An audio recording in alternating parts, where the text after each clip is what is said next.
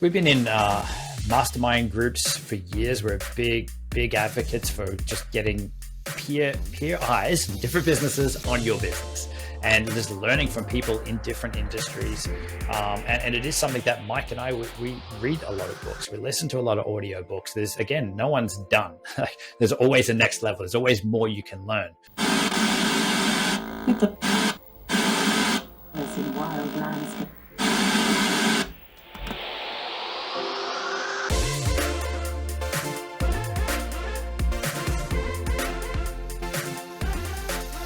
Hello and welcome to the Culture of Things podcast. I'm your host, Brendan Rogers, and this is episode 69.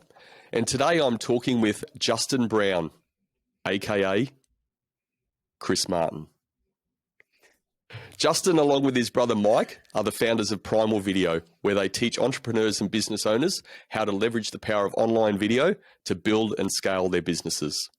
Justin has spent more than 20 years in video production and has worked on everything from Netflix featured documentaries to music videos and extreme sports projects. Over the past 7 years, Justin and Mike have focused their energy on building Primal Video. They target systems, processes, and automation which allow them to work smarter, not harder. Primal Video is now a 7-figure automation-driven business with over 1 million YouTube subscribers, and they help others implement the same approach through their Primal Video Accelerator program. Today, we're focused on unpacking the Primal Video journey. Justin, welcome to the Culture of Things podcast. Thank you very much for having me on. It's a pleasure, mate. Now, I had a bit of a slight at you through a lot of your stuff. There's always this reference to Chris Martin. What's going on there?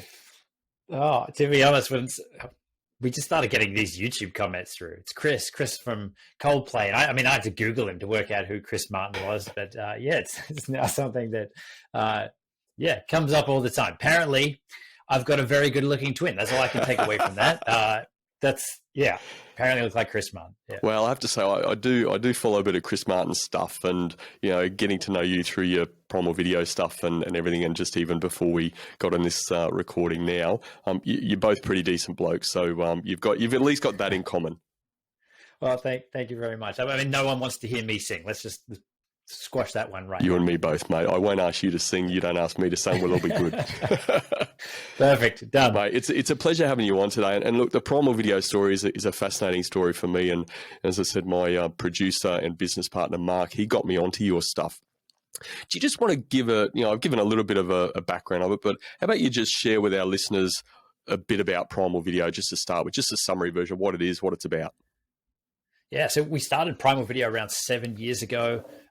We kind of started out on YouTube, as everyone does, at zero, and we just wanted to create some videos to help people. So we already had previous businesses that I built with my brother and now current business partner again, with Primal Video. So we had previous businesses before, and I guess I was working on this documentary project because we were still kind of doing our own thing. We were dabbling with these other businesses. And one of these documentary projects I worked on, I got to fly around the world and interview the top people in online digital marketing. And they were really, really nice people. And they built these businesses around just helping people and sharing the stuff they're interested in. So that's what kind of inspired us to start the YouTube channel.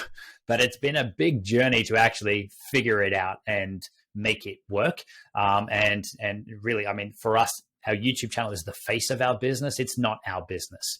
So that's what we teach now. We teach people how they can create effective videos, videos that get views. So you're not just creating something that no one sees, but then how you can build a real business and monetization, everything off the back of it, so that you can have more impact with your content. So in a nutshell, that's what we do. It's been a long journey. The first few years, we really had no idea what we were doing. And there was a lot of trying, testing, failing, and learning. But now everything for us now is a system.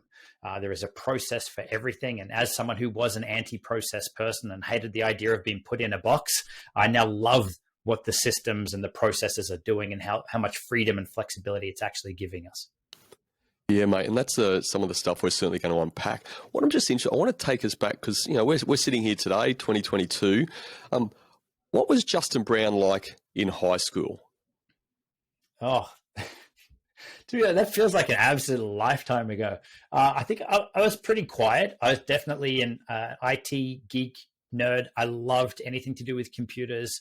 I have an IT degree as well. So I guess I've always been interested in the video side of things as well. And that's where I like Primal Video. And what we've built now is it really combines the tech and the IT with the video. And I guess this is what we teach too, is that if you can find something that you want to talk about, that if someone stopped you in the middle of the street and said, hey, I've got this question for you. So for me, it's anything to do with, cameras, IT, anything to do with growing on YouTube. This is the stuff I love. And this is why this business works so well for me. And this is why we'd encourage anyone to look at your hobbies, look at your passions when you are starting something like this, because you're gonna push through on those darker days and days where you're not motivated. You'll be able to get motivated much quicker, and it's something you're gonna be committed to. So yeah, that was kind of me, bit of a nerdy geek. Always hanging around the beach as well, though, and living on the Sunshine Coast in Queensland, Australia. So a beach nerd, if that is such a thing. Yeah, it was amazing how these beach nerds go off and do some amazing things, actually, isn't it? So, I mean, do you guys look back sometimes and just pinch yourself, the Primal Video team and what you've achieved to date? And, you've got so much more sort of coming. It is, it's kind of a strange thing, because I guess from my side, and I mean, you make videos and stuff as well. Like what we see when we're making the videos, we're just looking at a camera lens, and it's a strange thing. I mean, my background is behind the camera. I've been producer, director, editor, cameraman for a big chunk of my professional career. So to actually get in front of the camera, I used to hate having my photo taken and all of this. So this has all been a learning experience for me, and it's still weird, but I like the outcome of making the videos. And you've got to remember that, like you get 100 views, 1,000 views, whatever it is, like those are real people on the other side of that. So all of this is it's been a big growth, a big learning experience, but it is seeing I guess the results from that and seeing the impact and how much we can help people with our content is really what just keeps driving us to the next level. When did the penny drop for you around this whole idea of what now is a successful, Primal Video business? But was there a penny drop moment of, hey, we need to do something with this, and this is what it may start to look like? Yeah, I guess something that stood out for me really early on, and for Mike, was, we were going at YouTube for a year and a half, 2 years with really not a lot of growth. And as a business decision to put out videos, it was becoming a bad business decision to continue doing it because it wasn't working. We could have definitely invested time and money and resources into other things if we'd continued without trying to figure it out. But we started to get some comments through. Like, thank you so much. You've helped me make my first video. Thank you so much. You've helped me create a video where I'm raising awareness for autistic children, was a comment that came through. And that's one that's really stuck with me. And it's kind of that light bulb moment. It's like, it's not about me. It's not about my fear of being on camera or how I sound or imposter syndrome or any of the other stuff that's pretty common for people when they get into this. It really became, we need to figure this out because there's people that need to hear what we have to say. And that was kind of enough proof just like, okay, let's really take a step back. Let's look at this. What does YouTube need? What do we need to put in our videos so that people actually will stick around and watch them? And that kind of became the journey then through, again, all the trying, testing and everything to refine a process and to build something where we know we're giving YouTube everything that it needs. We're giving our viewers everything that they need. So we have the best chance of having our content show up and work for us. Yeah, it's been a real journey of learning, which is what we all should be on. But if you can go back to those early days, that might be the first 12 months, say that, what's that greatest lesson that you learned, which may have been off the back of the biggest challenge you had? Yeah, the biggest lesson was how we were approaching our YouTube channel. We weren't really doing any research. I was just coming up with a random video idea. Like, this is a good tip. This is a good piece of information that people need to know. But the problem is people aren't searching on Google or YouTube for the solution or for the tip. They don't know what it is. They need to know it, but they're back stuck at the problem. So they're going to Google and YouTube to self-diagnose and to figure stuff out. How do I fix this? How do I film? Can I film with my phone? What editing software? How do I edit? And these are kind of what's evolved now into the stuff that we teach from there. But it's taking that step back and saying, what does YouTube need and what are the viewers looking for? Let's give them that. Let's meet them where they're at. And then I can introduce them to the tips and things that I know that are going to change the game for them. So it was a shift in perspective on how we were creating content and approaching YouTube. I know I'm jumping around a little bit. I've sort of taken you back to school and sort of back to the early days. Where what does the end game look like for you guys in Primal Video? So it's a really interesting question. And we bounce this one around a lot because we're not ones that really run out there and set these massive goals. Like we want to have X amount of dollars in the bank, or our business needs to be worth this, or we need this many team, or like for us, it's more, we want to create a lifestyle business where we can have fun and we get to work with the people we want to work with. We don't want to be on some hamster wheel of, doing sponsor deals and work on someone else's schedule. For us, it really is, if it's not, what's the book? Yes or no. If it's not a hell yes, it's a no. And that's kind of our filter. So as for like where we're going, we just want to show up and help more people with this, which in turn grows the business. So that's kind of our goal. And I know that may seem very vague or whatever, but it's enough for us to be pumped to do it. And right now we're still growing the team. We're looking at how we can do things more efficiently and refine the process. So it's always like, it's never one and done. There's always improvements that can be made. And that's kind of the fun piece. Mike and I love problem solving, and we love looking at systems and automations and things that we can do. And for me, I'm always looking, how do I improve my on-camera performance? How do I improve the research? How do I improve how people are receiving the information as well? So that's kind of the stuff that drives us. Mate, tell us a little bit more about that self-reflection or that improvement process for you. What does that actually look like, that self-improvement side?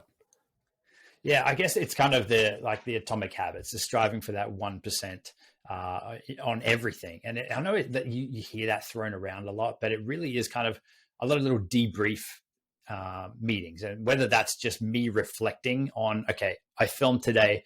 What are all the things that went well? What are all the things that didn't go well? What could I do better? If there's anything at all, what could I do better? And we take that into everything, into our weekly meetings, into everything that we're doing in the business. And that's kind of the people that we want to get on our team, or that we are getting on our team, is people that are just looking forward. Like, just because we've always done it this way doesn't mean this is the best way to do it. I mean, we were geeking out a little bit before this on some tech, and it's the same. Like there's always a new thing popping up, and this is what excites me about it. Like, phones are always changing, cameras are always changing, ways to record podcasts and video interviews are changing.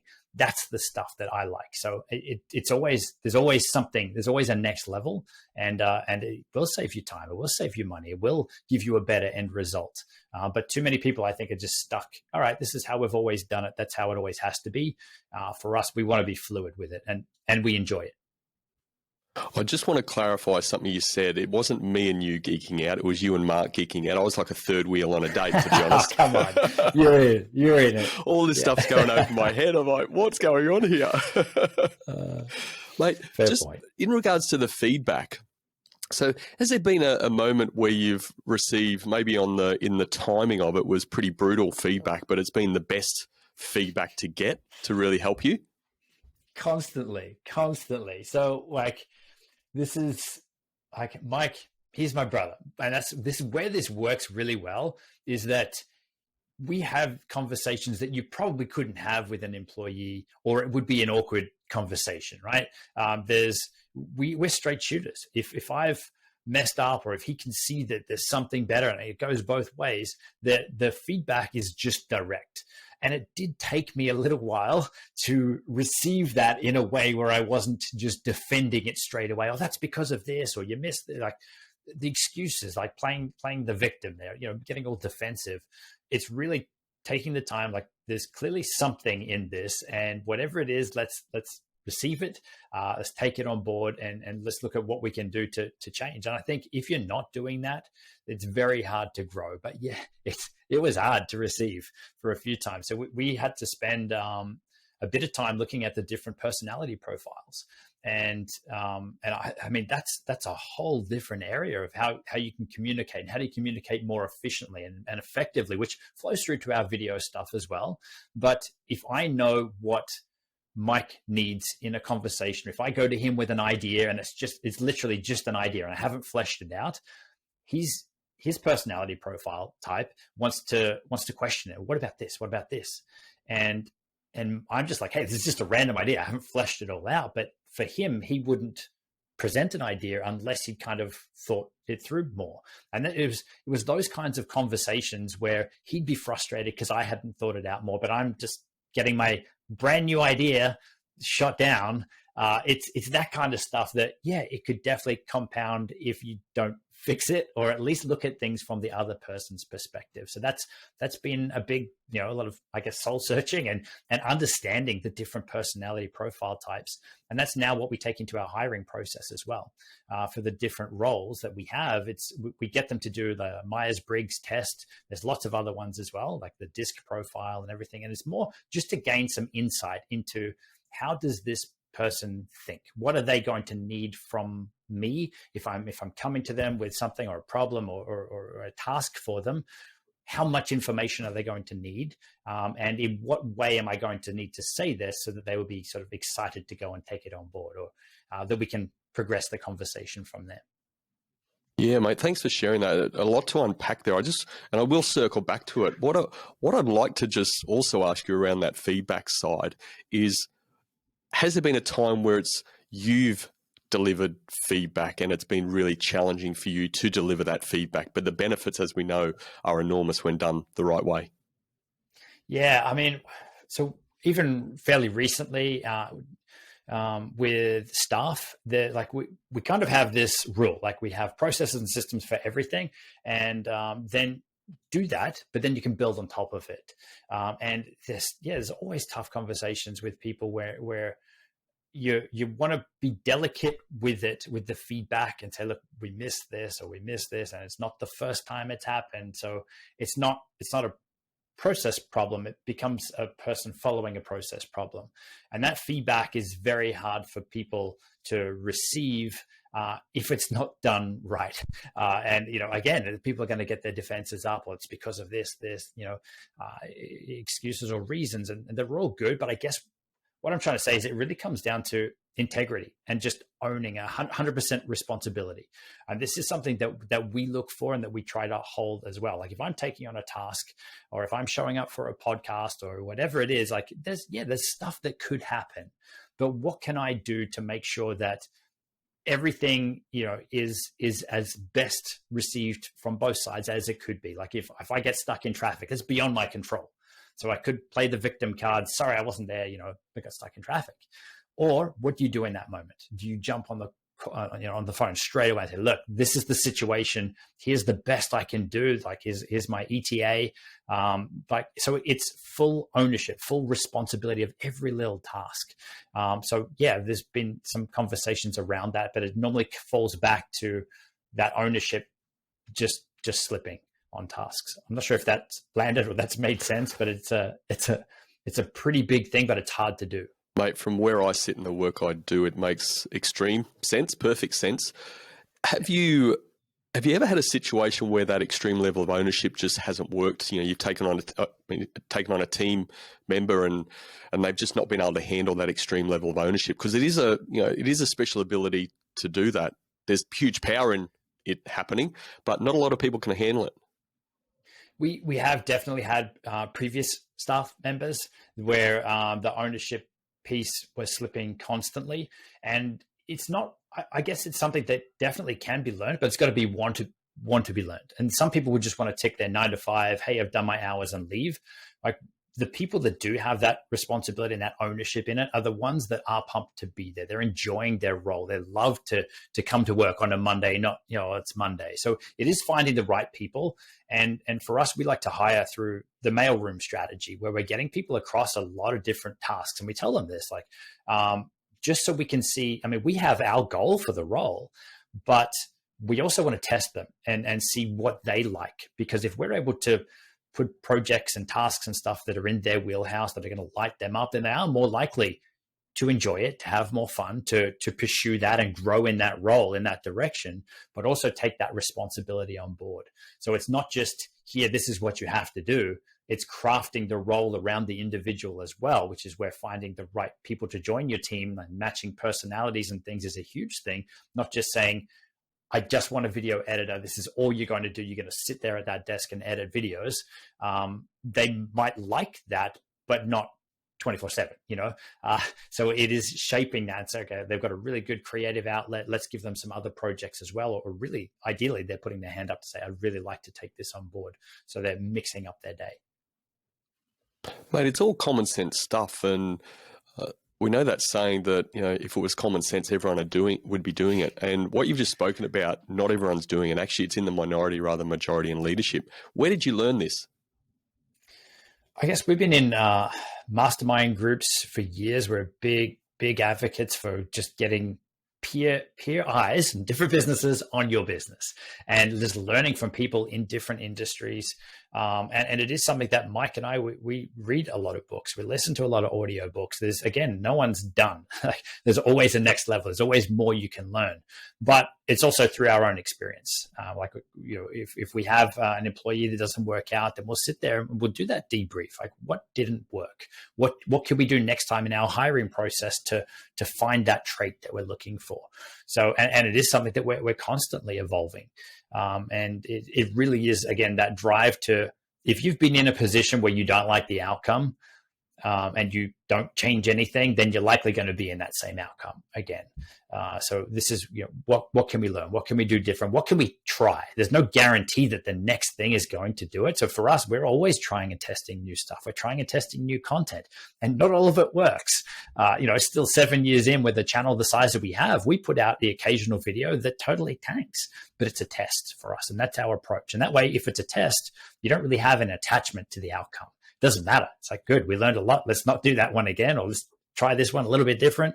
But it's never a bad thing. You've learned a ton from it. Yeah, mate. All these things you talk about require a level of what I call strong professional relationships. So in order to have strong professional relationships, you've got to work at it. You've got to be deliberate. What do you guys do in your business to develop those strong professional relationships, which enables the candidness, the openness in conversation, feedback, and people not taking it personally? I guess for us, you've got to try and find it before you hire the person, or at least try and find it in their onboarding or their trial period. So we have like a 3-month trial or a 6-month trial. You need to, obviously that's a paid period. You need to try and work those things out. Like, are they a fit for the team? Are they someone who is a self-starter, who is motivated, who is actually going to enjoy their role? And what we say to our team is that there really is no limit as to where this job can go. The more things you take on, the higher you raise yourself. I don't care if, these are the tasks that have got to be done, but it doesn't mean you need to do them. You could have a team of VAs or hire someone else under you. That's perfectly fine, and will help you and support you with that. But the more responsibilities that they take on, the more value they are to the business, to the company. So how we find those is really now, through our interview process. And it's asking questions that aren't your standard interview questions. One that I really like is, it's a random question. I got to frame it this way. If you had $1 billion, what would you do with it? And you get all different things. I'll donate this to charity, or I'll do this, but what you're looking for in there is that and sometimes you got to dive a little deeper from the surface level answers, there's some people that are just happy to retire on a tropical island and do nothing with their day. Right? That's perfectly fine. That's one type. There's other people that will get bored, and they've got to be learning. They've got to be doing something. You got all the money in the world. What would you do? So that's kind of, then you'll see, we want the people that aren't just going to kick off, switch off, and read a book on a tropical island. That sounds amazing. That's not me. I can't switch off easily, but I also really, really love what I'm doing. So to me, it's not, it's not something I need to switch off for. But an owner of the business will find it much easier to play in that space. Than you can't expect your employees to do the same. So the personality traits and the way that they answer those types of questions is really how you can find the right people. What other interests or what other traits are you looking for in these team players, I'd call them? I think the biggest one would be attention to detail and that integrity, as we spoke on. Like, we asked them to share an example of where they might have been out of integrity. And this is, but what they did to fix it. So you can see that, they can take ownership. I was late, or I overcharged a customer, or whatever it is, missed a deadline, but it's what they did, because that's going to show, did they take ownership? Did they feel bad about it? And what do they do to fix it? So that, everyone makes mistakes. But it's what are you going to do when that happens, not if that happens.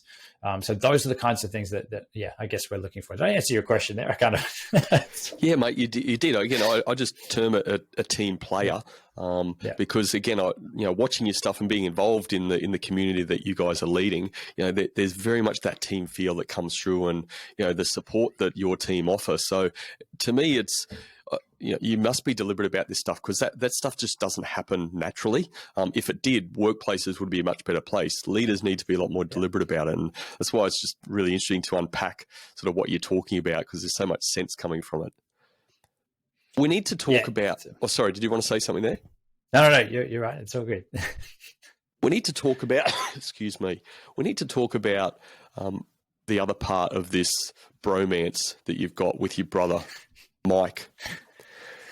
Tell us a bit about the partnership. Yeah, so we're 50-50 in the business. I mean, that was, it's just easier. And this is where, I guess, if we were looking back at where we started, if one of us had employed the other one in this business, we would have fired each other up early on. We had to work out how we could communicate and how we could, give the person everything they need in every conversation to make it a good conversation and beneficial. But we work so well together. We share a lot of similar traits, but at the same time, a lot of the personality stuff are also complete opposites. And it just brings something different to the table.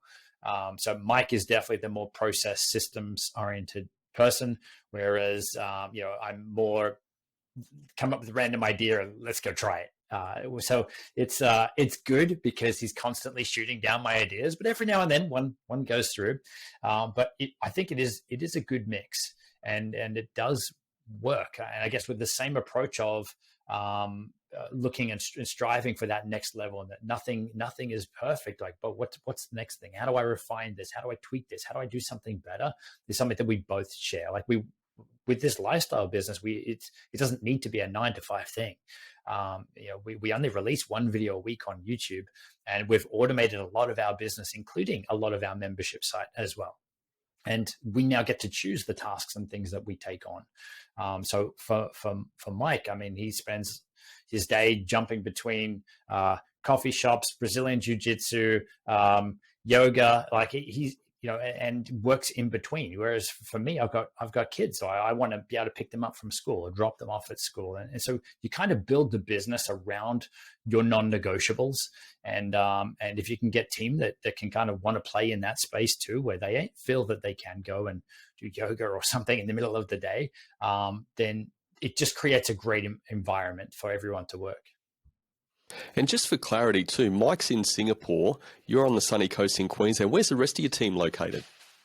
Yeah, so we, up until, I guess, 2 years ago, I think it was, we had online teams. So a lot of VAs and online graphic designers. And we made the call that if we really want to build this, we want to build the team culture. So do we build an office in Singapore and have everyone there with Mike? Do we build it here on the sunny coast with me? And I guess for me, even with all the amount of international travel, and I'll take the sunny coast any day.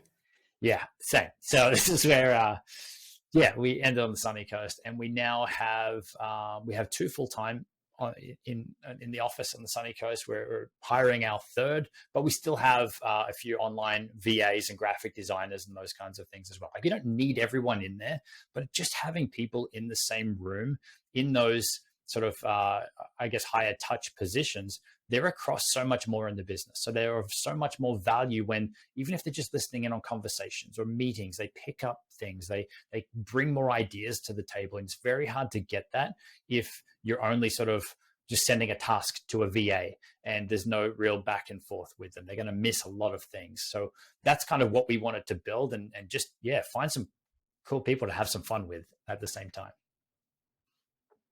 Just staying specifically with yourself and Mike and the leaders in the business, what's the biggest downside for you, if any, about having yourself and Mike in different locations? Well, I think the best part is that I don't need to see him every day. And I'm asking for the downside. Oh, right, the downside.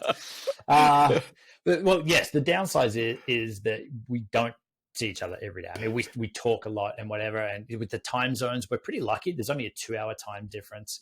But in Singapore, typically people will sleep in and don't start work till sort of 10, 11 o'clock, but they'll work later at night. So again, this was all stuff that we kind of had to work out, because at 10 o'clock my time, that's 8 o'clock, he'll still be working, but I'm done. So this was stuff that we had to kind of work through. And yes, there's always things that will pop up, and it's never a problem, but it's how do we form the working relationship where there is downtime, there is switch off, and unless it's urgent, it's wait till tomorrow. And that's where I guess we've built the business in a way that there really is nothing urgent unless we're in the middle of a launch or something like that. Is it a big deal if we release a video a day late, or there's nothing that's going to take down the business that can't wait a day or get pushed off or anything like that. So I guess we've kind of designed it that way to build that flexibility. But if we were in person more, it's just those extra conversations and little things that we wouldn't have to be filling each other in on constantly. And obviously having the team here, Mike actually hasn't met any of the team in person. So that's, I mean, it's good, it's working, but I think he would have a deeper relationship with them if he had, if he was able to come back and hang out with them as well. So we're hoping that happens soon.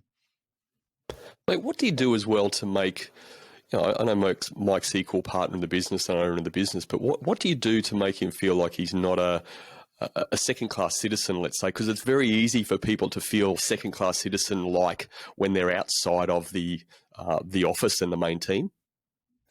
Yeah, I think, again, this is, I wouldn't say Mike's an introvert. I'd say he's a shy extrovert. And I guess he doesn't need, like, if we go to a conference or something, it must be weird because I would get recognized, but then there's a lot of people who don't know who he is, yet he does equal, if not more work behind the scenes, to grow the business. So but I don't know. I guess we have that conversation. He would turn down most podcasts, most interviews and things. There's a few that he jumps on, but he's like, for him, he doesn't need it. He'd rather not have it. I mean, to be honest, I don't need it either. We literally scissor, paper, rocked to see who was going to be the face of this when we started. And I thought I was the behind camera person. I'm like, no, I'll film you, Mike.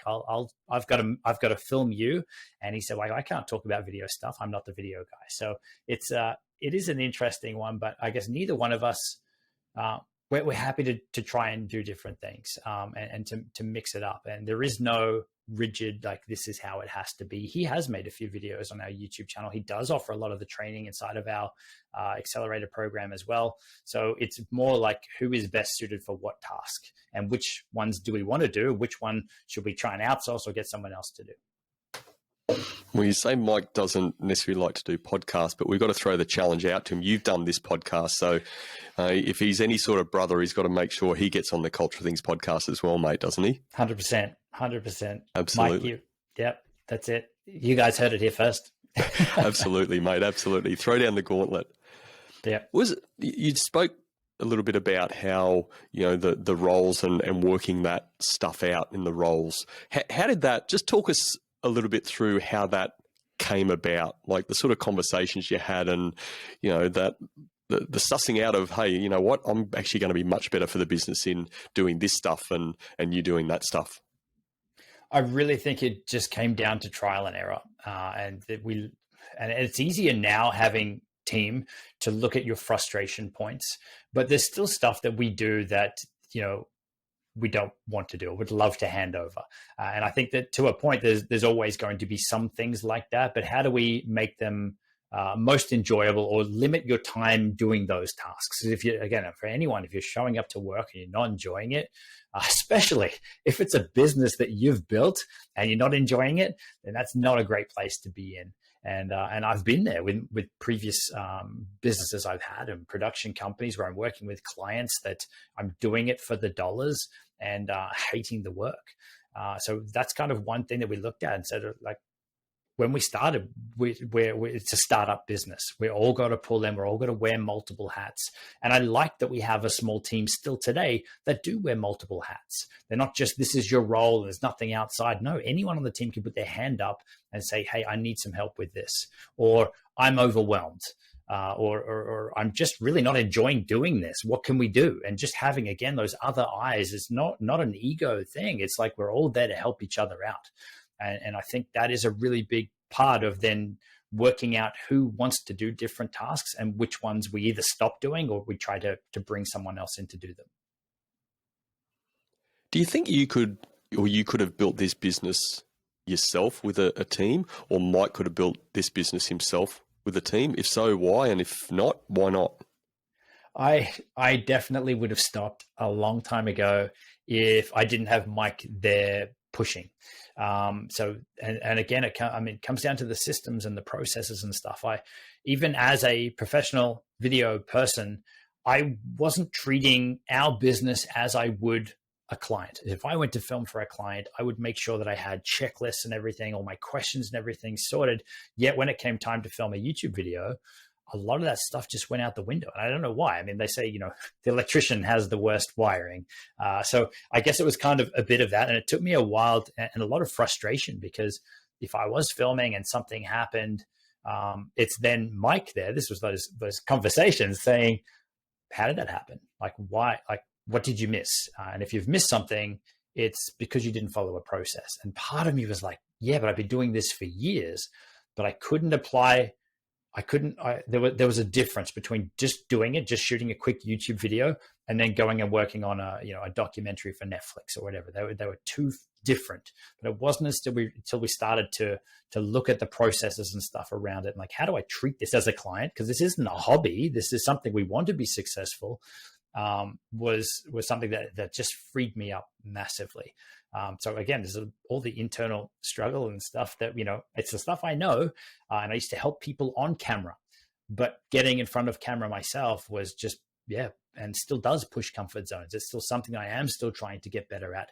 And, I just think editing is there for a reason. And if anyone saw how much footage I'm still shooting today to create a 10, 15-minute video, like, you don't need to be perfect. They're definitely not one take videos.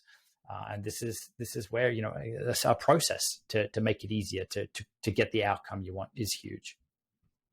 It really is fascinating to me, that whole sort of editing part, and looking at your videos and even the stuff that yourself and Mike are doing on the Primal Video Accelerator stuff. But I remember watching something that you guys did a while back as well, where I think you showed some it might have been on your 1 million subscribers celebration, and you showed some outtakes and stuff. But like, not being a video person, it was just like, oh wow, that actually gave me huge comfort to think, yeah, there's a lot of shit that happens in the background that you just don't see. It gets cut out, and fantastic for 1 million subscriber celebrations. Yeah, they really got me with that one. That was Jen, our editor, just grabbed some. She did a fantastic job. Yeah, so that's the stuff that she has to put up with. But it's also, like, to your point, we don't try to hide that. But and I agree with you. I saw someone early on. I think it was Tim Schmoyer from Video Creators. He released a video where he went live and he was creating a YouTube video, and he did exactly the same thing. Like, hey, it's Tim. Oh, I'll do it again. Hey, it's Tim from Video Creators. Oh, I'll do it again. So it's kind of, unless you've tried to do it, you can definitely get in your head so much. And some days you're on and it's just everything flows and everything works. And there's other days where it's really like pushing stuff uphill. So it's knowing what is normal, what is not a good day, and having the ability to go, you know what, we'll come back tomorrow. Let's try it again. Or have to get this done today because of a deadline or something, which adds more pressure. And, when you're on a deadline, there's always other stuff that comes up. The neighbor will have his leaf blower on or something like that. And it's being okay with that. That was another big lesson or learning piece. I mean, where I am right now, I'm in a small co-working space, and up until recently, it was really, really quiet. But then it's taken me all week to shoot 2 videos because of different things happening here that made it really hard for me to shoot videos. So it's still, it's still a growth thing. It's still something that, I'm okay with it now, but I know if this was me starting out, then these are the things that I'd be really stressed over. How do you think this level of what I would call authenticity that you guys have in your business has helped the growing of your business? And particularly, I know your business is more than YouTube, but I can't remember what the figure was, but there's only I think it was like a very small percentage of channels actually have achieved 1 million subscribers to date. So you've achieved something that not many people have. How does the authenticity or the authentic approach that you guys take, do you think has helped your business? I guess we kind of look at the content that we want to watch, and we want to try and connect with, we always want to connect, and we watch people who are like-minded people. And the stuff that I watch isn't the overhyped one where someone just feels like they're selling to you. I mean, we that doesn't gel with us, and I don't want to be selling or pitching something. I also am not someone to run out and create a short film where I'm creating cinematic B-roll in the middle of a tutorial. I'm the kind of person like, if I clicked on this video where you said you're going to do something, just tell me how to do it, or you're going to show me how to do something. So that's kind of our approach to this, was how do we give our viewers everything that they need? What would I look for in this?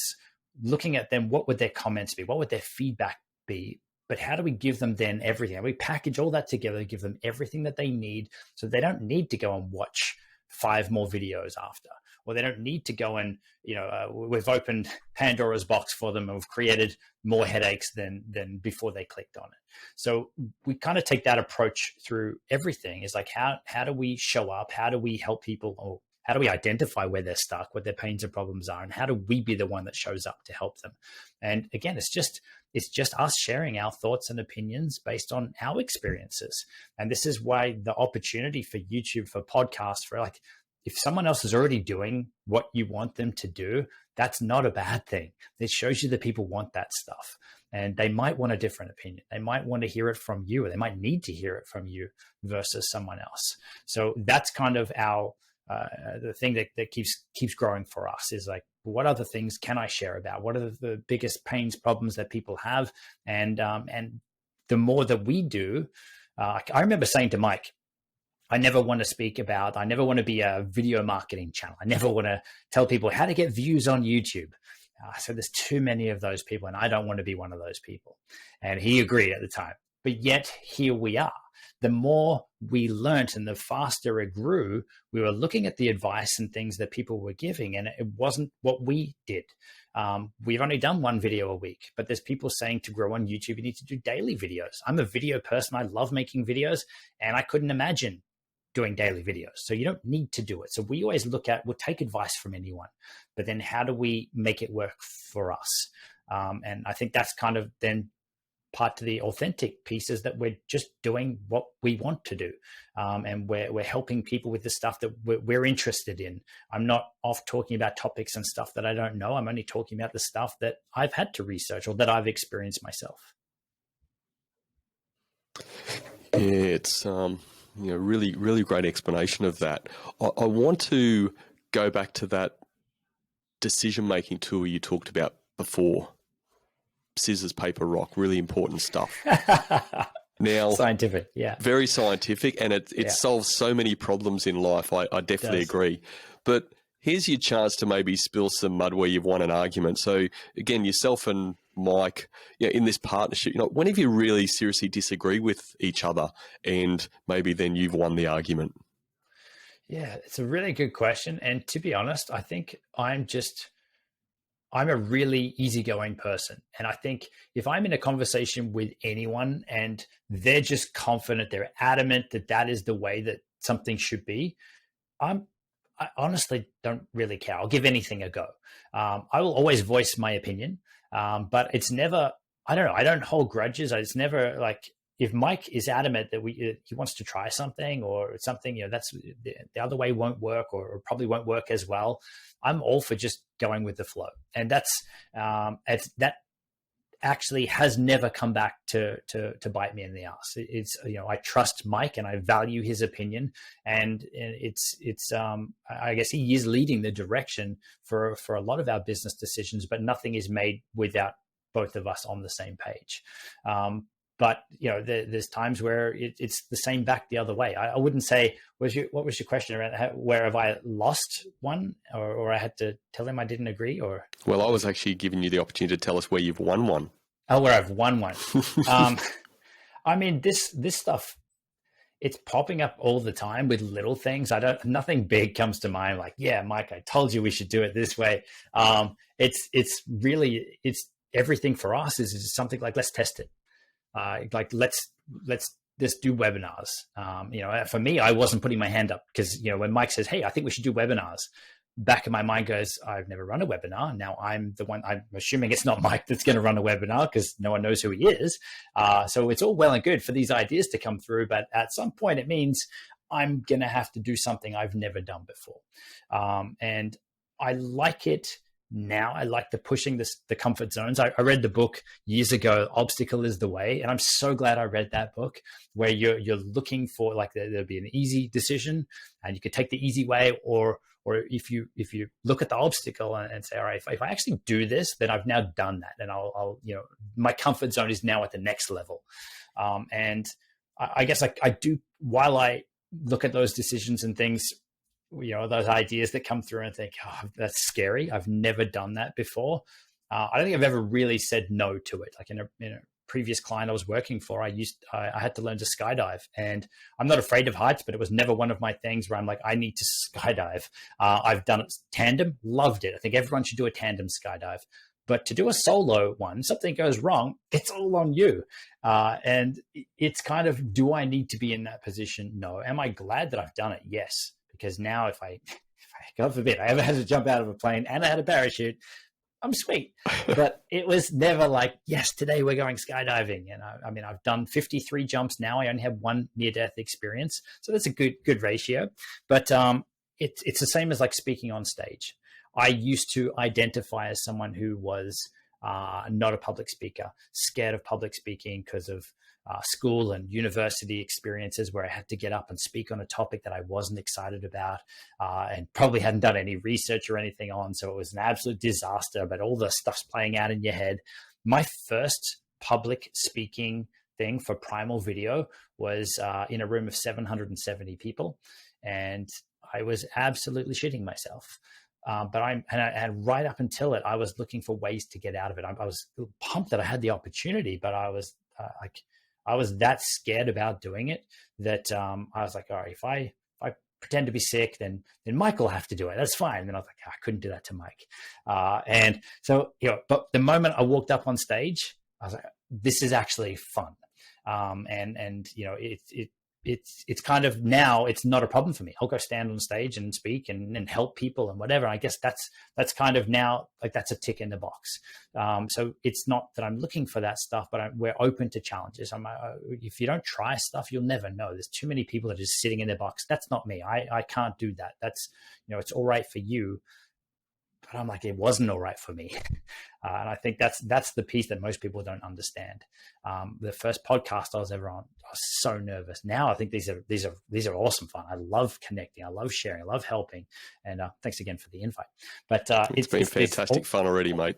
All these things that people are just switching off to so much that they could be doing based on past beliefs or stories that they're telling themselves. Yeah, it's always about challenge yourself, isn't it? But mate, we need to rewind back to this near-death experience. You can't leave us hanging. What's this near-death experience you had? I was like, should I mention this? Is this going to open a can of worms? You certainly have. Right. Sorry. Yeah, I'll give you the real quick version. So I jumped 50. I've done 53 total. A storm was coming in. We were trying to get numbers up, training up, and they decided, instead of jumping at 14,000 feet, you'd normally open your chute down at around 4,000, 5,000 feet. You've then got plenty of time to land on your mark, to cycle down.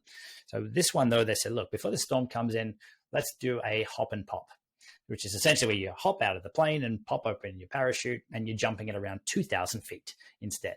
And in all your training, they tell you that your reserve or your backup parachute may not open, may take 1,000 feet for it to open. So all this is going through my mind, like, I'm jumping at 2,000. I'm going to fall pretty quick for that first piece. And then if something happened, I need a reserve. it may take 1,000 feet for it to open. That's not much room for error.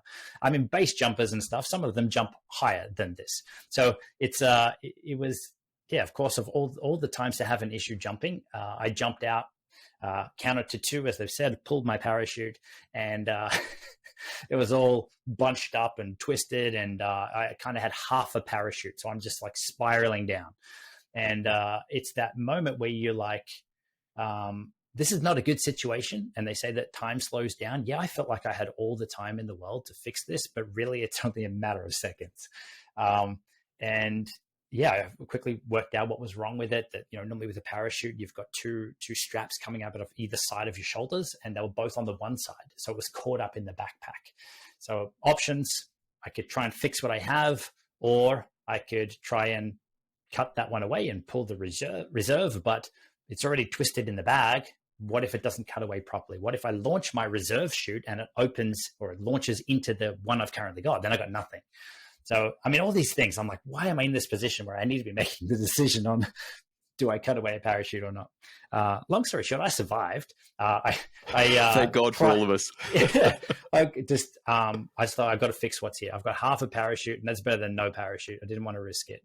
And I'm over trees. So, you might get skewered or stabbed on the way down through branches and stuff, but it's not a terrible, the situation could be worse. Let's put it that way. So yeah, I think it was 5 or 6 times. I'm like climbing, like trying to pull myself up to drop back and, let it go and to drop back into the bag to release the rest of the chute. And it was like the 5th or 6th go. It came right. I did like a half turn and landed straight on the X. It was, I think we did 2 more jumps that day, 3 more jumps that day. And then that project lost funding. So it's not a bad situation, but I'm still today, I'm not like, yes, let's go for a skydive.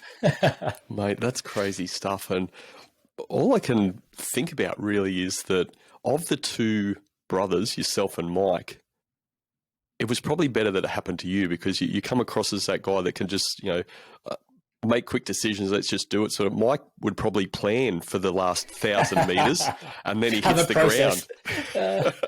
Maybe it's. But again, I'm probably more of a Mike style. Generally, like a bit more process orientated, and I like to feel like I'm making the right decision, not just a decision. I'm not saying you don't, but some of us take a bit more. We've got to make sure we've got a right plan before we do it, not just sometimes jump in to do it. And that means I'm not necessarily great in a crisis, and that means Mike may not necessarily be great in a crisis, but someone like you maybe think on your feet a little bit quickly, so more quickly than what we can. Sorry. It could be the wrong decision, though. Well, look, it can be, but it's a decision. You've made a decision. You've obviously done some sort of right decision in that scenario, because, as you said, you're still alive, mate. Made it, yeah. with some of that personality type, and you've touched on those. And again, this is not a podcast about personality types in this episode, but really important in the work that we do and understanding people. You mentioned about what you used to do with your clients and the preparation and stuff, and then your own business, maybe you didn't have their level of preparation, and I sense that getting to know you a bit more, that's probably more your style, that sometimes just jumping in and doing stuff is okay and less preparation. But you and Mike talk a lot about the preparation need before you just point and shoot in your business. So I guess keeping the focus on you, how much discipline have you needed in your own development to make sure that you stay true to that, because you understand the value of it? So now, like seeing the value of it, at the moment I started to see the value on it, now it's normal for me. And I look back to the things that I used to do, like just push go live and wing it. And they're the worst live streams. That was stressful for me. They wouldn't have been fun for anyone to watch because there was no real plan. There was one where I literally freaked out and shut the live stream down and made it look like there was technical difficulties. And it was all because there was no plan. I didn't even have a few bullet points down of, all right, quick intro. These are the topics we're going to cover, then open it up for Q. This is now the stuff, I wouldn't jump on anything without some points or some idea as to what was going to happen. It makes it a better piece of content. It makes it way more fun, way more enjoyable. That you're like, okay, absolute worst case, I've got stuff we can talk about. Or, you're kind of looking at at the worst case scenario, and you know, how are you okay with that? Or what can you do to make the worst case scenario not really a bad thing? And it really is from having those experiences where you hit the worst case scenario. And yeah. And so I like now that, yeah, live streams and stuff are fun. I used to be really scared of doing them. Again, I used to do them as part of a business. You know, I used to run them for Australian government live streams, you know, when they couldn't go down if you got that many people watching them. But a lot of then, again, those processes when I'm just going live, I didn't have backup internet, or I didn't have a plan or a run sheet, which I'd be giving them. I just thought I could wing it. And now the thought of that to me is just crazy. And it's it's way more fun and less stressful when you have a plan. Mate, here's our opportunity for some B-roll maybe when we do some editing on this. What's the worst video you've done and that's still on YouTube accessible? I have to pick one. Yeah, just anyone. All the ones on all our early ones. I think the first 3 videos, I didn't blink. There is next to no energy. They're around topics that, again, people don't want or they can't find because they're not searching for that. I mean, I thought it would be a great idea to go and shoot a editing tutorial at the beach or editing tips video at the beach, just because we live in a nice spot, good background. No, it added nothing to the video. It made it really hard to shoot. There was just too much wind and the wave noise and whatever. And those videos tanked. But at the same time, I was so nervous. And I hadn't practiced. I hadn't worked out what I wanted to say, and they're all still there. Feel free to go and have a laugh. And I would encourage everyone to go and have a look, because it is a growth thing. Like, it just because you start there doesn't mean that that's where you're going to finish. Every new video is more practice you're going to have, and I mean, for anything really. You know, the more you do something, the better you're going to be at it. And this, I mean, I still say I'm nowhere near perfect. And to me, it is how do I do it better? How do I do it faster? How do I bring the energy to the video where I'm excited about it, even if it's a topic that I've talked about 1,000 times or I'm not that excited about? That's a hard one, because if you're not excited about the content or the thing that you're teaching, your viewers can't be excited about watching it. So little things like that have been great lessons to learn. And it's now a process. Like, this is what they need. Remember to smile, remember to have fun with it. And that there's people on the other end of this that need to hear this. It's those kinds of things that are in the process. Have you guys ever thought of taking down some of the older stuff? Oh, I've thought about it. Mike won't allow it. No, I'm okay with it now. And this is where I used to, I think in all of our channel, besides one video that we had to take down where something changed and it was then going to be misleading people, so the content was then incorrect, I think we've only pulled down one video. And it was an early video that I just thought was really bad. But then I've looked at the other ones that are still there, and this is exactly the same. I'm not blinking in these videos. I look like deer in headlights, and there's still some there with that. So it's not detrimental to the channel growth. A lot of people think that, you know, everyone's going to watch everything or everyone's going to listen to everything. They don't. They're going to find the one that they need, or the one that YouTube has suggested to them, or whatever the platform, they're going to find that one. So that's where your goal with no matter what content you're creating is, how do I make this one amazing, so that if someone is meeting me for the first time on this piece of content, that they get some personality, they most importantly get what they need and don't have to go somewhere else afterwards. Yeah, it's interesting.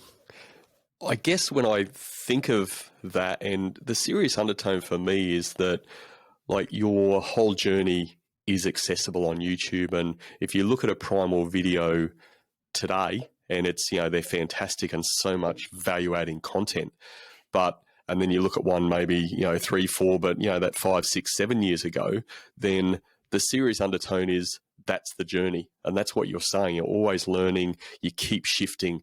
And I actually think there's huge power in what you guys have done. And maybe a lot of YouTubers do that, but just having that old stuff there, because people can see that this is where we started. You don't start at the top. You start here and you learn, you build, you grow, you change, you test, all those things you mentioned. And it's all part of the Primal Video story, isn't it?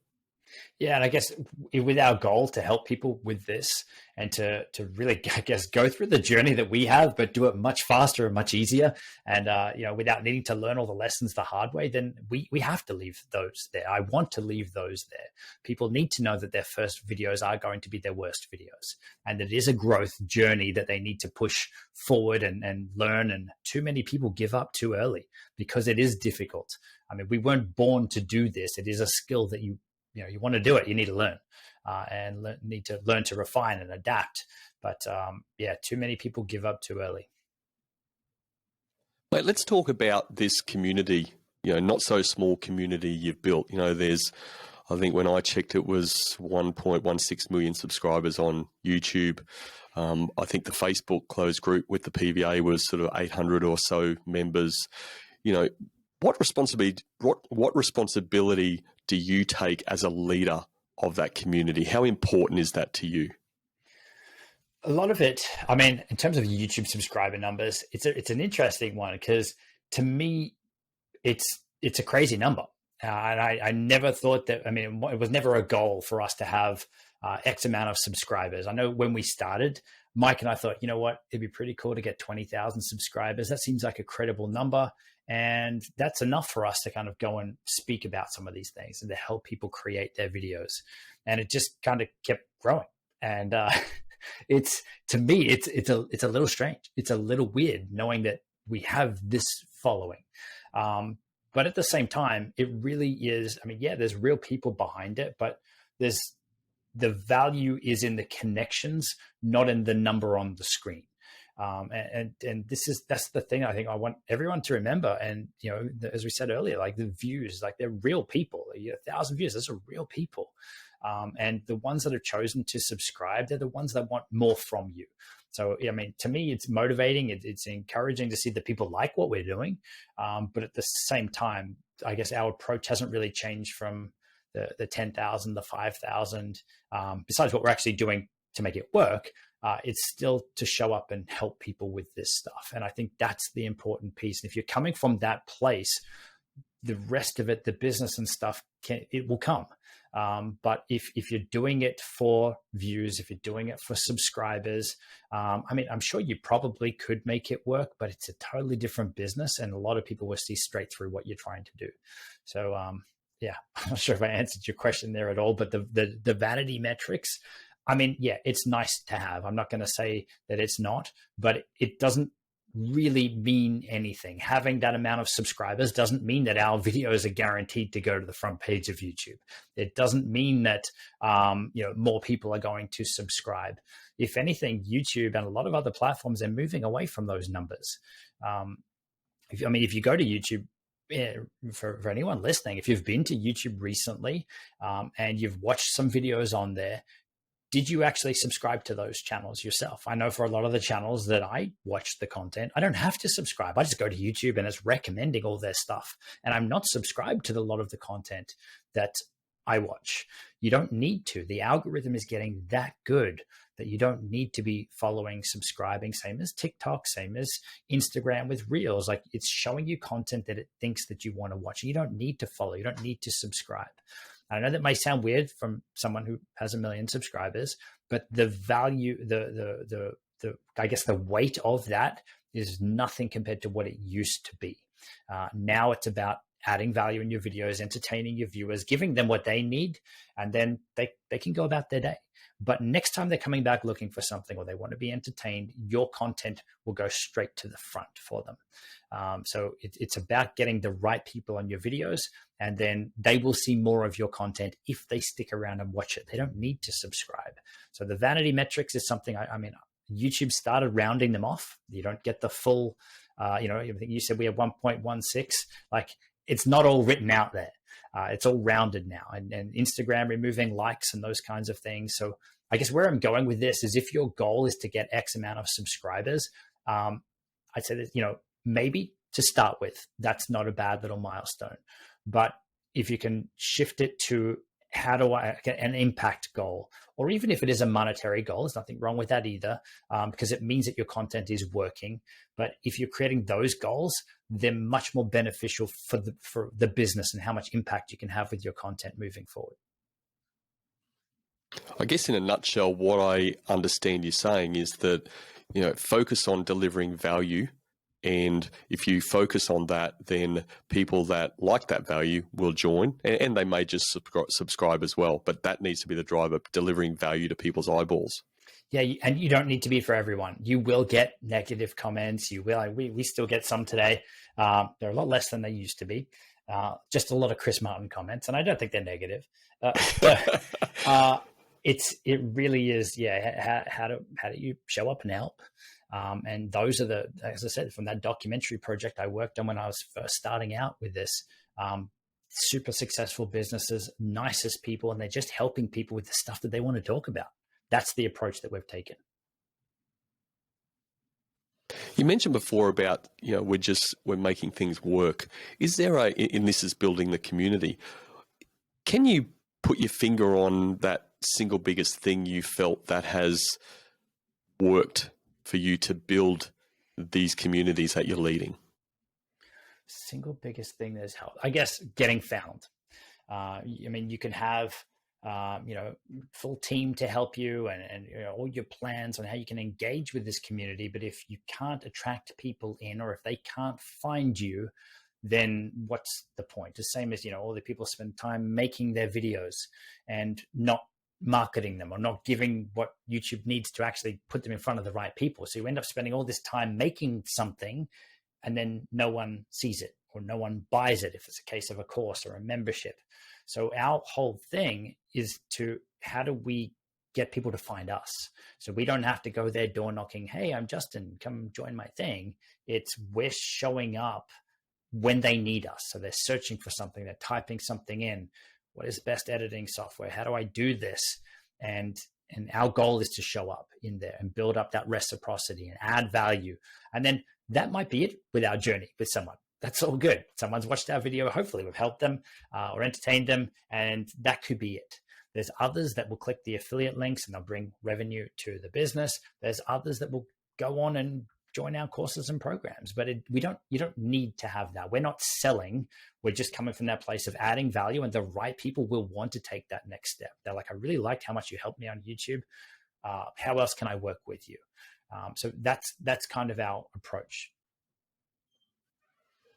It leads into something else I wanted to ask, which is about the various platforms that are out there. My knowledge and involvement with Primal Video and the Accelerator program is that you're very concentrated and focused on YouTube, and you put a bit of stuff out on Instagram now. It seems to be ramping up a little bit more on Instagram. Why those platforms and not all of the other platforms as well? I know you're on LinkedIn, but you're not that active. There's Facebooks, all that sort of stuff. Like, why is YouTube the thing, and Instagram as well for you guys? Yeah, great question. And this is where we see so many people feel like they need to be everywhere, and where they end up being is nowhere. Speak to everyone, you speak to no one, kind of thing. So we'd much rather see people go all in on one platform. Just pick one as your primary thing, and then grow that, have one audience. So for us, all roads pointed to YouTube. Yes, we're growing a Facebook page, but the only thing we post on there is links to our YouTube video, which is probably the worst thing you could do to grow on Facebook. But we'd much rather manage and build one thing than be like, oh, I need to do a post and a reel and I got to tweet this and whatever. Like, it's way simpler and easier just to focus on one.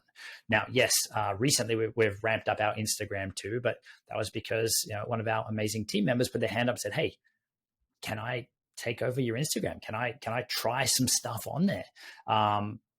Which is a big yes from me. But why Instagram and not the others?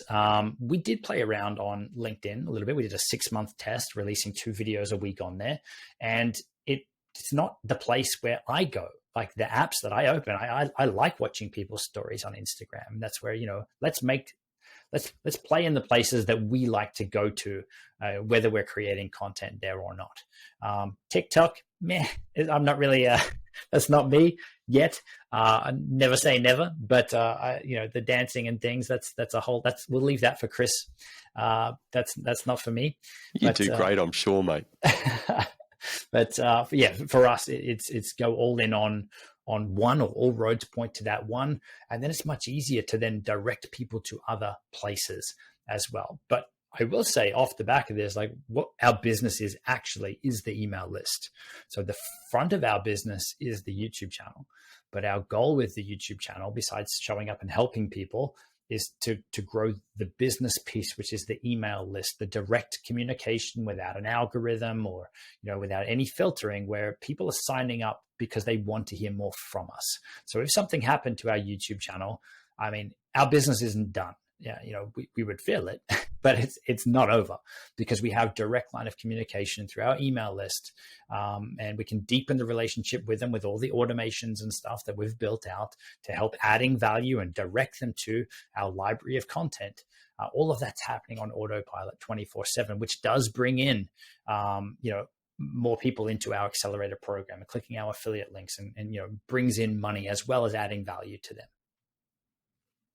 Yeah, once again, you raise a great point, and maybe if you can just talk to that a little bit in some depth around the important. At the end of the day, Primal Video doesn't own YouTube, right? Google owns YouTube, so if it's not there, you said you've got sort of strategies in place, and that list is gold. But how important, how fundamental is it that people get that mindset? Because if your business revolves around anything that you don't own, that's a massive risk, isn't it? Oh, for sure. I mean, how many people have we heard are getting their Facebook ad accounts shut down recently? And if that's your sole traffic source, imagine you're coming into a launch, you want to run a webinar, and you go to turn on your traffic and it doesn't work. That's a place that we don't want to play. So for us, and this is why we like YouTube, is the organic traffic you can build off the back of it from just one video a week or one video every other week, is the lifetime of that content sticks around so much longer. So we have videos that are still coming up on 7 years old that are still bringing in 1,000 views, still people signing up to our email list off the back of it, still clicking our affiliate links. And that's, a 7-year-old content. And obviously every week has been another new video since then. So you build this amazing organic traffic engine where we run a webinar or anything. We don't run ads. We can literally send an email out and get a ton of people sign up for it, because we've already built up that reciprocity, and because they want to be there instead of us trying to grab their attention with an ad. It is a much longer strategy. And if you need fast eyeballs on something, if you are running a webinar and you don't have that, then pay traffic for sure. But the long game, and our goal has always been, we don't want to be reliant on the pay-to-play systems. We don't want to have to spend money to get people in. How do we build up enough value and reciprocity where they're coming to us and they're filtering themselves through? And so that's what we use our email list for. So if something happened to YouTube, we can contact them. We can say, hey, here's our new channel, or hey, we're growing on Instagram, or whatever it is. Have you checked that out yet? But again, it's coming from that place of adding value, because that is the business. You don't want to be spamming and selling stuff and pissing people off on there. It's there to deepen that relationship. Yeah, mate. Once again, thanks for explaining that.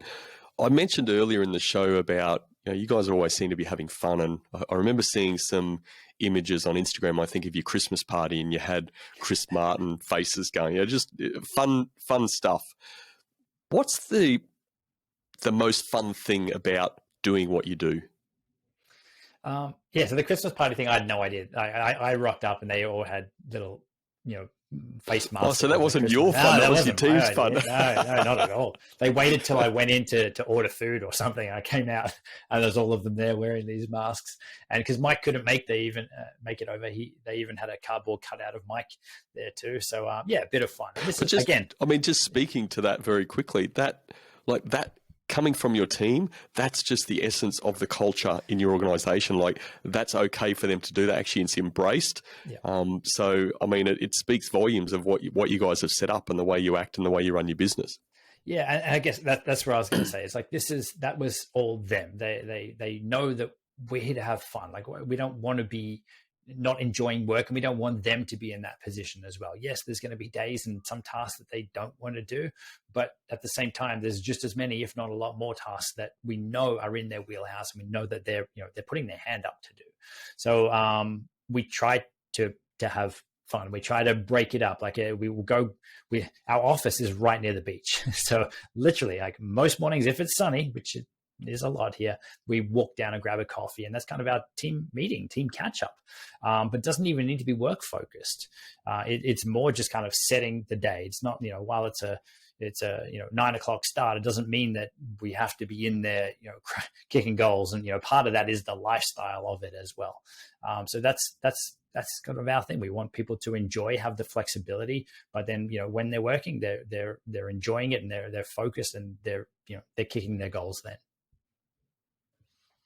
Mate, is there a story in the community that you've grown that has given you most satisfaction? I guess I'm talking more of a member of the PVA community. They don't have to have made it to 1 million subscribers, but just one that has given you the most satisfaction in how you guys have been able to help them. It'd be really hard to pick one, but one that stands out was when the pandemic hit. A lot of people lost their income, right? It's nothing new here, but some of our members, one in particular, had already been implementing the strategies and stuff that we teach. So when her in-person coaching programs and stuff shut down because she couldn't do them, she pivoted to online using the stuff that we teach, and she very quickly recovered her full-time wage, and now is a lot more from just switching to the online stuff. So that's something that we think is awesome. We want to help people build a business or build an income doing the stuff that they enjoy. And it doesn't, we don't all need to be in a 9 to 5 stuck doing the stuff that we don't want. And if you're listening to this and that's hard to take, everything is a decision. You might be in a place of life where you have to do what you got to do right now. That's awesome. But how do you start doing in your downtime? Maybe stop watching Netflix as much or whatever. How do you start looking at the things what does light you up? And it doesn't mean you need to go start a YouTube channel, but maybe that's an option, or at least helping people, or offering some coaching or consulting or volunteering in the areas that you want to be playing in and that you enjoy spending your time, and look at how can you help, and what help do they need in those areas? And if you can start to build something out from that, even if it's just side hustle or a couple of hours here and there, you'll find you're enjoying it because you enjoy those things. And then when it starts to grow and starts to bring in income, that is the best thing. So we want to try and get people to that point where they can see not just, oh, cool, affiliate marketing works or YouTube works. They need to see it for themselves. Because when you get your first affiliate check or YouTube check, or whatever come through, even if for most people, it's going to be really, really small when they hit that first one. But even that just shows you, it's proof that you've done it. So that's where we want to get people to, so that then they're like, oh, okay, this works. I just made my first $1 online. And how do I get more of that? That's really it. Flipping the coin, mate, what really pains you when people come into the community and you're not seeing the success you like to see for them? I would say it's normally the people that just have a different approach or a different attitude to what we kind of want to nurture and build in the community. That they've uploaded 3 videos and they haven't hit 1,000 subscribers or something. So their expectations are definitely a little out. And with YouTube specifically, it's definitely not as fast to grow or to get views as some of the other platforms. So you could post a video on Facebook, you might get 1,000 views. You might post the same video on YouTube, you might get 5 views or no views. A view is classed as different things on different platforms, but people will then go for one over the other based on, again, the numbers, the vanity metrics, but it's not the lifetime of that content on YouTube is going to stick around for years, or can stick around for years. And it might take 3 months for that one video to take off. So the thing that I guess annoys me the most is and I'm happy to, this is part of what we do. I enjoy it, but it is still where people just come in and their expectation is not aligned with, I guess, where it should be. Yes, you hear about those channels that blow up overnight, but that's not most people. We've been doing this for 7 years. The first few were definitely dabbling and not very productive, I guess, on the growth side of things. But that's what it took us to figure it out. But that's now why we're pumped to share it. We want people to get where they want to go much, much faster. Well, as we said, that's an important part of the learning journey. Have you ever broken up with a client? You know, they've come into the community and it's just not the right place for them. They've created waves and you need to say, hey, bye-bye. There's, I think, only two. So we have, I think, just over 1,050 members right now. And yeah, I mean, as you said, like not all of them have joined the Facebook group. We have members that are just happy to pay and never sign in based on them saying thank you for the YouTube content that we're putting out for free. So it's crazy what some people sign up for. But I mean, our goal is we want the action takers in there. And same with everything. Our YouTube content's not for everyone. Our courses and programs aren't for everyone. So we want to use that as sort of a filter. Are we aligned? Are we, if you like our approach and what we've built, then this is what we can help you with. But yeah, we've had to ask two people to leave. Their expectations were for the price point of the product weren't a fit. And expecting to get my phone number and call me 24/7 when they had a question for a $37 US price point product. Just mismatch of expectations. Yeah, I have to say from personal experience, it's unbelievable value for the price point. I know there's PVA 2.0 or whatever coming in and a change in pricing, but I'm sure it's going to be enormous value again because it's amazing what you guys do. So well done on what you guys are doing and keep doing it. Thank you very much. Yeah, that's awesome to hear, and it's the success stories and stuff that come back through that we really trying to encourage, because there's a lot of people that in every space that are just there watching what's happening. But it's not until, again, you can either see someone in your scenario or your similar situation succeeding with it, that might be enough to ignite it, or you actually take action yourself. But once you start, it's that's the thing that you're going to be motivated to keep going. So Justin, I always like to sort of come to a close by asking our guest, what's had the greatest impact in your own leadership journey? If you can share that with us, that'd be fantastic, buddy. It's a great question and a hard one to answer, because just to pick one thing, look, I would say just having the approach of always be learning, always be trying and testing new things. That, yeah, there's going to be failures along the way, but they're not bad things. We've definitely hired and fired quite a few people that haven't been a fit or were a mismatch for what we thought the role should be. So it's always it's looking for the next, like, what can I do to improve that? Like doing those little debriefs on every little thing, whether it's, you're filming or you're scripting or anything like that. In my case, it's looking at where are you spending your time? Where can you free everything up? It's just trying to refine everything. And I know that sounds very generic, but it is huge if you actually start to do it. What's one little thing you could improve this week based on how last week went? Like, so it's just looking at what went well, what didn't go well, and if this is the brainstorming piece of it is a whole interesting, like, fun exercise. Nothing's off limits. Come up with crazy ideas, because at some point they could be possible. They could be the things that really shift the business forward. They won't be always crazy.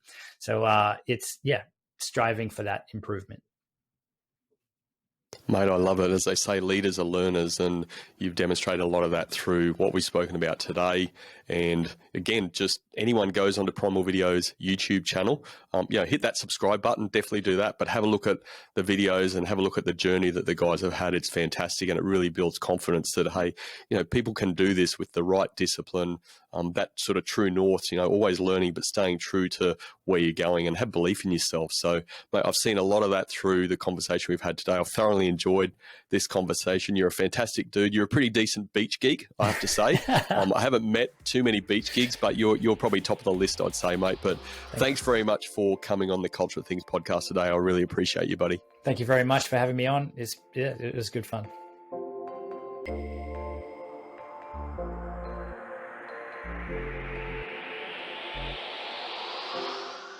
Reflecting on the interview with Justin, what resonated with me overall was the alignment to the 5 laws of stratospheric success, made famous by Bob Burg and John David Mann in their best-selling book, The Go-Giver.